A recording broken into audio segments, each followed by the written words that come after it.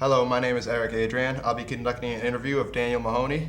He's a 4-year Navy veteran. I served from 1985 to 1989, and today's date is December 2nd, 2013. How are you, Daniel? Doing well. How about you? I'm good. So first off, where did you grow up? I grew up originally in Rockport, Massachusetts, right on the ocean. So it's like that's where my love came in about the service and being in the Navy. Cool. What was your childhood like? What was your childhood like? My childhood was very good. My parents were individuals that had good morals and turned around, brought me up right. The idea of like doing the next right thing was incorporated in my life, all my life. There was a church next door to the house. We used to go to church intermediately at that point. But it was a great upbringing. They really made sure we had what we needed. And what did your parents do for professions? What were their jobs? My father worked at General Electric till he ended up retiring up in Lynn, Mass. He was there for many, many years. My mother was like a live-at-home housewife when she had me and my brother. She at one time went to college and was a phlebotomist, which means she took blood. Oh, okay. That's what that is. But she hasn't gone back to it because she just hasn't had time. My father's been doing okay with like taking care of the house. And where did you go to school? Like, how high did you go with your education before joining the military? That one's actually a long drawn out question because I actually went to Rockport High until 9th grade. My background is I like to do things with my hands. And when I do things with my hands, it's like I'll remember it better. Right. If it's something in class that I see that has relevance to something I'm going to use, I have a tendency to try harder.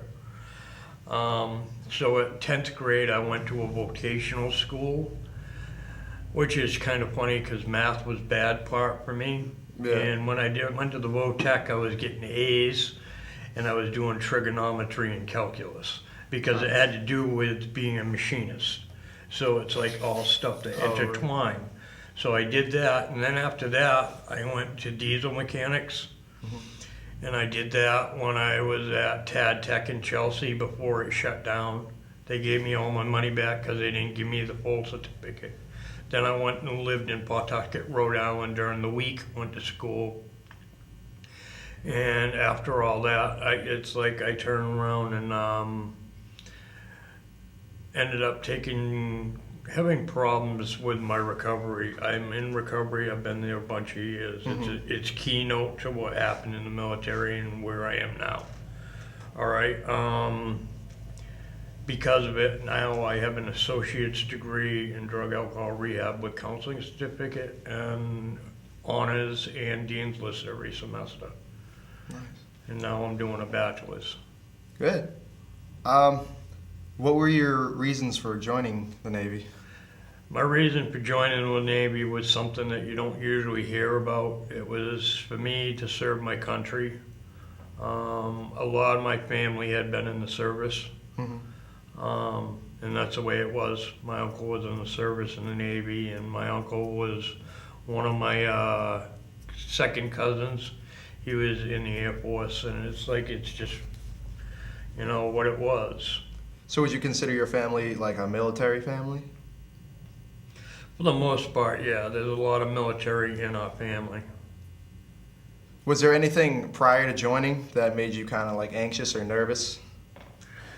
Yeah, actually, it's like you always get anxious when you hear about like boot camp and stuff and how they treat you. And I'll tell you what, I'm here to tell you that when you wake up the next morning, you go to bed at like 2 o'clock in the morning. Yeah. and then they come down and they have a trash can with a baseball bat and they slam it, and that's how you wake up. I mean, it's like the movies, but that's exactly what happened. What time do they wake you up at? Huh? What time do they wake you up? 5 o'clock in the morning. So you're only really getting about 3 hours of sleep. 3 hours of sleep, and you're ready to go. So what was the rest of the training like? And was there anything in particular in boot camp that kind of stood out in your memory? Yeah, actually, it's like I remember people, and it's like when you did something wrong or someone did something wrong, usually the whole platoon got punished. Right. And we had this one guy that it's like they tried to break him. No matter how they tried to break him down, it wouldn't work. I mean, he's like a muscular guy. He used to go underneath the 2 racks and bench press the 2 racks with 2 people on the racks, on the beds. Yeah. You know, and he'd say, "You're not going to break me." And through the whole time there, not one of the company commanders could get him to break. And so they wanted him to break, or they just wanted to see how far? Well, they could push want to turn around, see how far they can turn around, push you to turn around, get you to take and mold you into their idealistic idea of what a soldier should be. So it's like somewhat of being like complimentary to what they want. In other words, when they ask you to do something, you just say, "Okay, do it." Right. Instead of causing trouble and like, "I don't want them." So how long was boot camp for the Navy? 8 weeks. 8 and weeks. It was up in Michigan, Great Lakes, and it was like it was cold because when I went, it was the cold part of the winter. And I'll tell you what, if you haven't had a cold winter, Michigan's one of the colder places to go. Yeah, I've heard the Midwest is pretty brutal during the winter. Yeah. So when you left the training, what position did you get and where? I ended up leaving there, and I stayed up there to go to school to be a machinist mate, which, unlike what it sounds like, it actually worked with the steam turbines and the ship service turbo generators, which did the electricity, and the evaporator, which turned around made the water for living on the ship. That's what our job was. You were actually in the hull of the ship. Oh, okay. And what ship was that on? The ship I was on was USS Luce, Luce, DDG-38. It was one of the older ships. It was about 475 feet long.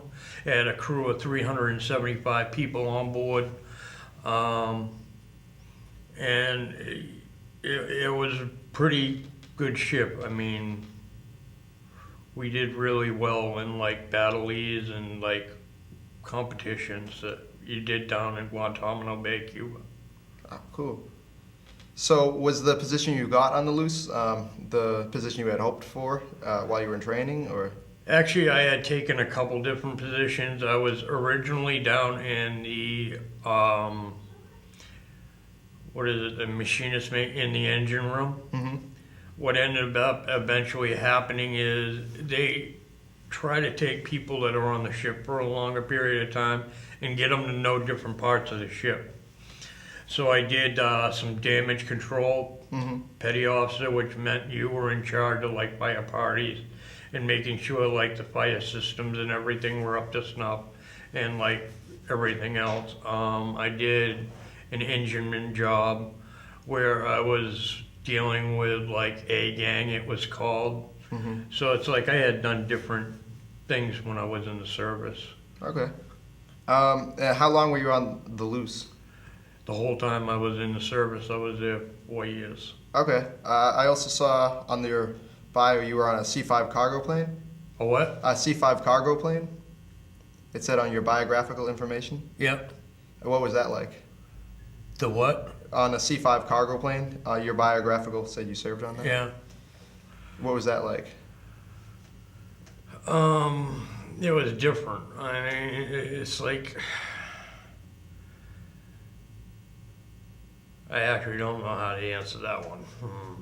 Did you move around a lot in the plane, or were you kind of stationed at one air base, or? No, we weren't at an air base. We were down in Mayport, Florida, okay? And what ended up happening was when I originally went to the ship, it was from Boston on a regular commercial plane to Virginia. Virginia, we went on a C5, which is a big plane for cargo, and the nose flips up and there's seating up in the top. And then after that, it took us to Madrid. And from Madrid, we were put on a regular, like, small helicopter. And we were actually dropped down to the ship because it was already out to sea. Oh, okay. That's how we got there, and that's how we got over there. So, I mean, that's how we moved around. It was a lot of like that to turn around, get over there. So that's where all the like travel with planes and stuff came in. When you were in the service, did life aboard the ships ever kind of get dull or anything? Or what did you guys do to pass the time? There's a lot of playing card games and stuff like that. I did a lot of reading. The funny part about it is when you're in the service, you know, there's not a lot of books that are on board. So it's like you end up reading just about anything you can get your hands on, believe it or not, which is kind of funny. Yeah. Because it's like I read romance novels because it's like I wanted something to do. Right. And it's like, the thing is, it's like when you're in the service and you don't have a lot, you want connections with the outside world. So the connection with the outside world was being able to pick up a book and actually get lost. You know, and it would take you away from what was going on. And when you were out to sea for like more than 3 months, you know, it gets awful hard with no like other human contact and the people that you're around. Right. So it would turn around and give you like an element of relaxation. And with the crew on the USS Luce, would you consider yourself really close with the crew? Like, did you fit in well, or was it a tight-knit I fit group? in with probably 98% of the crew. The other 2%, it just didn't work because there were issues with some people thinking they were better than others. Which I have a hard time. I have a hard issue with that because my belief is no one's better than anybody else. So after your training and when you were deployed, did you feel as though that you were prepared to face combat? Yeah, actually the training and everything else, it's like it turned around, prepared you for all that. When you were on the ship, they actually had drills called general quarters, where they turn around, drilled you on like chemical warfare, say something happened, how to like put the water system to turn around, wash everything off the ship, so it would be decontaminated. Right. So they went through all this stuff. The whole time I was in, it never actually ended up happening. The only thing that I saw was, you know, overseas sometimes you see things that you don't really like. And it's like, I was part of in '86 the Suez Canal. We picked up ships with fuel in Bahrain. Bahrain's a neutral island for Iran and Iraq. We'd pick up the ships and we'd take it to Suez when we were having the fuel crunch in '85, '86. One point I saw a tanker get blown up, and it was about a quarter mile off the bow, and it's just, there's nothing you can do, and it's like, you never forget it. So you must have had to go help them afterwards, I imagine. What happened, yeah, there was people that were closer than our ship that turned around, went and helped them and stuff, but it's like there was a lot of injury and stuff, and it was like really sad, and I mean, it's part of what was going on over there at the time. Right. And we were in like a war zone at the time, so you gotta understand that that's always gonna be a possibility. Right. So what was a normal mission for you? Like what would you normally do out on deployment? Normal missions, we had a bunch of them. Like once we had a med cruise, like shortly after the first deployment, we went back to the med. And France is known as one of our allies. They have this thing called French American Day, where they requested a Navy ship to go up into the mountains and stuff and like lay reefs with their veterans. Really? You were in like dress whites. Yeah. You know, and you were marching in a parade. They turned around, fed you. They gave you like a cocktail hour. They gave you full time. They had a dance for us, but because they didn't tell the people that organized it, the buses that were getting us back had to leave at a certain time, and we had to go with it. So I felt it was almost a kick in the teeth. Oh, you had no time to actually enjoy the dance floor? Yeah, well, not so much a kick in the teeth for us, but it was like these people that generated so much for us as Americans and asked us to help them take part in a celebration. We ended up having to go back. Right. So you must have moved around a lot, or being stationed on a boat, or were you more just kind of in one central location? Actually, it was one central location. It was Mayport, Florida. It was down like a little bit away from Jacksonville, Florida, which is where the air base is. But Mayport, Florida was like a big port. I mean, you had some major aircraft carriers. You had the Super Sarah, which is a Saratoga, which is a major one, and you had the Forrestal down there, which was a major aircraft carrier. So you had some major players in the area. Okay. And that's where I was stationed the whole time, with the exception of deployments. Whenever we deployed, we would go like Mediterranean. I've been to Puerto Rico, you know. Over in the Med, I crossed the line of death, which is Lebanese area, and stuff like that. So when you were deployed out on missions and deployments like that, were the reasons behind the missions made clear to you in the briefings and then afterwards in the debriefings? Actually, yeah, I was very lucky to have the captains that we had on board the ships. You know, on the ship that I was on, it went through a bunch of different captains. Like every few years, somebody else would come in.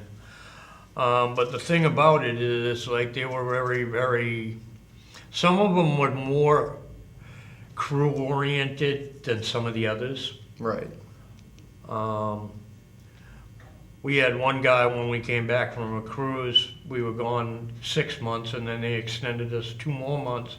We came back into Mayport, and they had no tugs to put us next to the shore and tie us up. The captain decided we were going in, and we were going to turn around and do it by ourselves because our families were sitting on the shore waiting for us. Right. And, you know, that shows that's a captain that actually cared about his crew. You know, and it's like, you know, I mean, you're out to sea for 8 months. Right. You know, you got limited contact but by mail. You know, so of course you're missing your loved ones. Right, when you come back, must be really nice. Were you ever sent out on a mission that the reasons conflicted with you or your beliefs in any way? No. No? No, because the way I looked at everything was it's like I joined the military to serve my country. So it's like if they were telling me that I needed to do something, then I looked at it as it was like more or less a necessity. Right. You mentioned earlier about the party you had, or the celebration in France. Yeah. Were all of your interactions with locals in, say, like Spain or the Suez Canal, like positive like that, or what were some other interactions with other? No, they weren't all positive. Overseas was very nice. 90% of the time you had positive interaction because it's how you relate to another person and how you treat them is usually how you get treated. The only place I got sick and tired of going was France. We went to Marseille, Cannes, Cavalier, Saint-Tropez, St. Maxime's, and it's like you get tired of going. The problem is the French people, some of them look down upon military, even though we're supposed to be allies and everything. Right. And you could tell when you were into a port and they felt that way. Because it's almost like you stepped foot off the ship and people were like different. From like, say, Saint-Tropez that I talked about earlier, where we got off and we went into St. Maxime's and then we went up in the mountains. Right. It was totally different because they wanted us there. They treated us with respect. When you went to other places, sometimes it wasn't like they didn't treat you without respect, but you could see the feeling of the respect issue was totally different. Right. The minute you stepped off, the way people looked at you, it was different. You know what I'm saying? Yeah, they're not as warm, kind of. It wasn't as warm, yeah.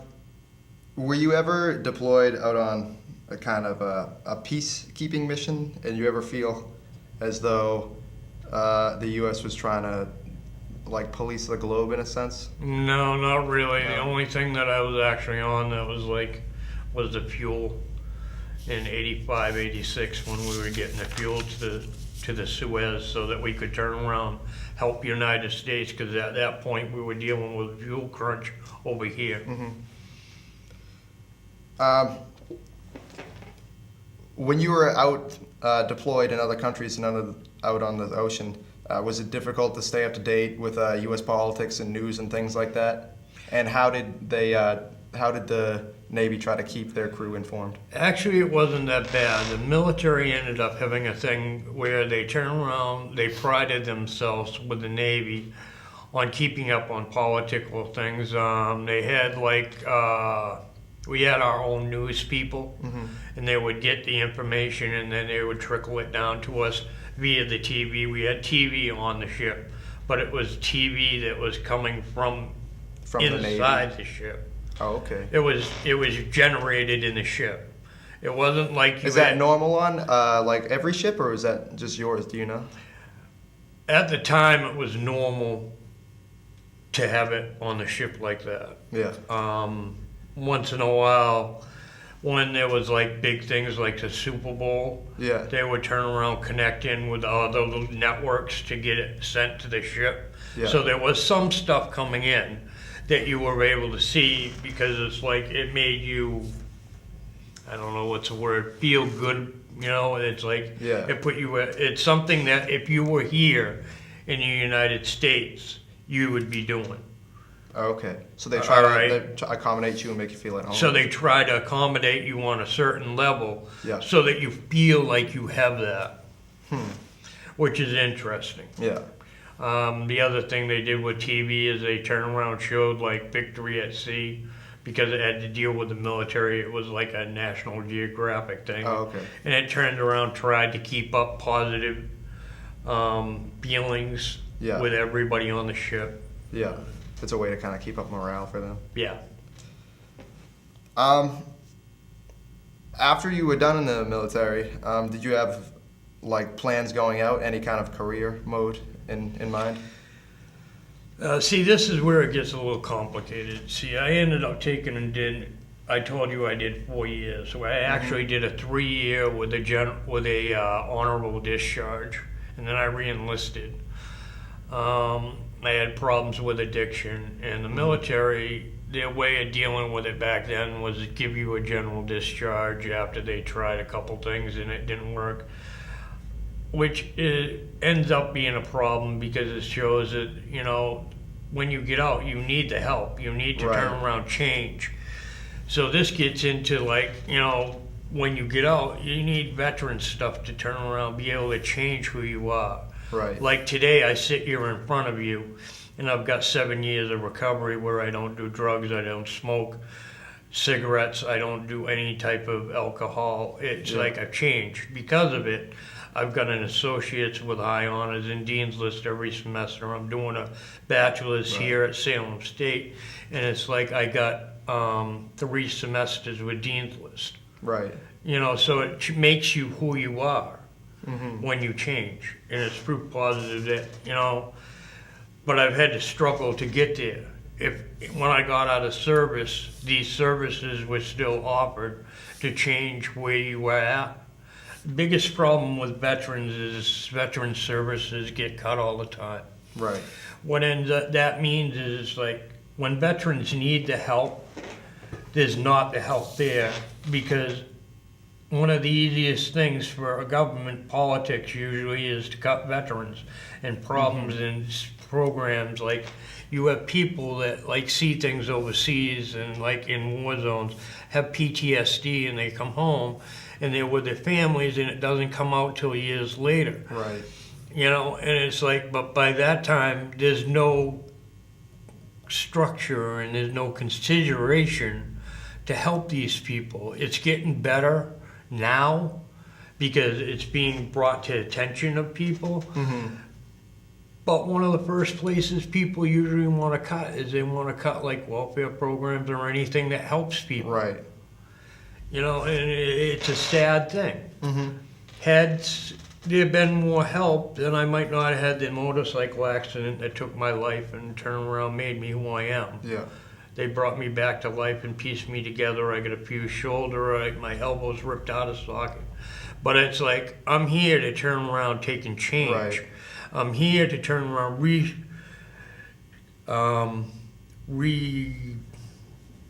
relearn something so I can go back in the working world. I want to work. Right. I'm not one of the people that get a disability and say, I don't want to work. Right. I want to work. That's why I get help with federal grants, and I got mass rehab helping and stuff like that. So do you think the Navy should have maybe tried to help you more with the addiction problem rather than just kind of sending you away with a discharge? To taking help with that answer, it's like some of it, they did try to help certain things, Right. but the problem is like if you don't do things when they want it, then they shut you off. Plain and simple. Yeah. And what happened is that's when I got the general discharge, which isn't a bad conduct, which doesn't mean, but a general discharge means you don't get to wear your uniform, you don't get to turn around, get help from military backgrounds. Oh, okay. It's getting better because it's changing. Right. Like I went down to my veterans agent and he's telling me how I'm now eligible for this and that and some other help. And it's changing. So it's like there's positive things in the works of change for veterans also. You know what I'm saying? Yeah. But I'm a product of my own ideas. I mean, if you think about it, it's like I made the decisions to go where I went with the military and the drinking and everything else. Right. So I can only blame myself. I don't blame the military. The military was only a device. Mm-hmm. You understand what I'm saying? Yes. Does it change my love for my country? Does it change my love for the military? Not at all. To this day, even with my arm the way it is, Yeah. if they called me up and asked me to take and go to war and to carry a gun or do something for my country, I'd do it in a heartbeat. Right. There would not even be a thought in my mind about, do I want to do this? Mm-hmm. Well, that's good. You still got the same drive.